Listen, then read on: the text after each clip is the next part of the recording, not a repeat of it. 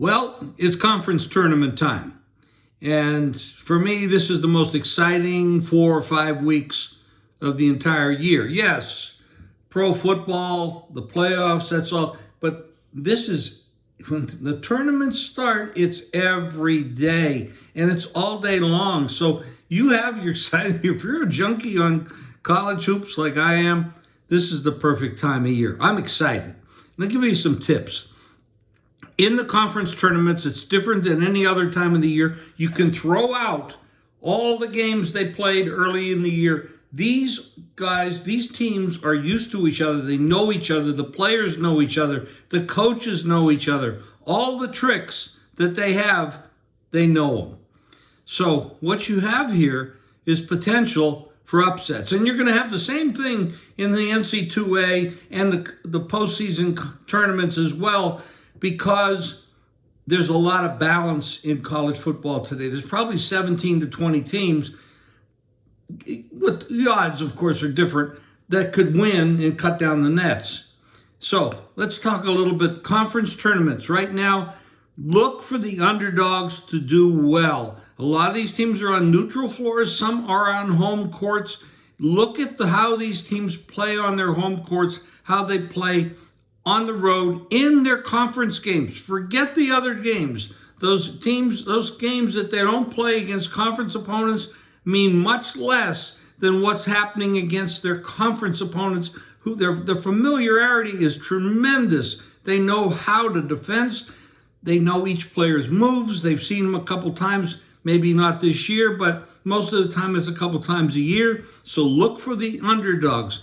Remember, dogs are the way to go in these tournaments. And it's going to be the same thing in the NCAA, the NIT, etc., because we don't have that powerhouse club, those 4 or 5 teams that just dominate everybody. And of course, what do you have to look for? You have to look for the quad wins and the team that wins against the top 50 and the top 25. Look at all the normal stuff that everybody looks at. But guess what?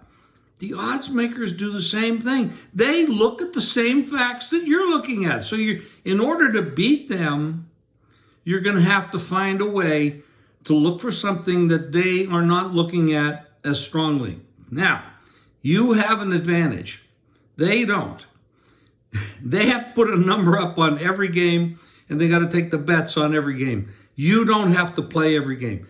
Be selective. If you're throwing out 15 bets a day, you're probably not going to win unless you get really lucky. But if you're selective and you look for those spots, remember, the bookmaker has to play every game. You do not. That is a tremendous advantage that you have. Now, also, look for depth. In these tournaments, these kids, they're 18 to 22 years old, and they have to play night after night, today, tomorrow. Depth means a lot. Guard play means a lot. So if you have strong guard play, and if you have some wing players that can also move the ball well and they move their feet well, play defense, get some points, that's also a big advantage. But the guard play dominates. The guards have the ball on every play on offense. So look for that. And look for coaches that have been deep in these tournaments before, because that experience makes a big difference. Experience, I can't overrate this or overstate this. Experience is very, very important. When you're there and you know how to handle it, it makes a big difference. It makes a difference in the NFL, the Super Bowl teams, the experienced quarterback, the experienced coach. All these things matter in your life. Experience matters. You may not be the best in 2 or 3 years, but if you're experienced and the other guy isn't, you have an advantage. Well, it's the same thing in basketball. It's the same thing in betting. So be careful. Look for underdogs. Look for strong guard play.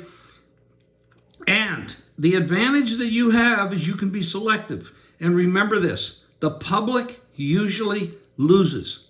So when you're looking for line moves on a game, if a game opens 2.5, ends up 4.5, I don't want to be chasing the 4.5.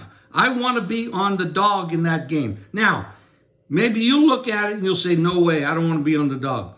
That's an advantage that you have. You do not have to be involved in that game. You can take the dog or you can pass. The bookmaker can't do that. He has to take the bets. That's a big advantage. Use it to your advantage. We'll see you next week.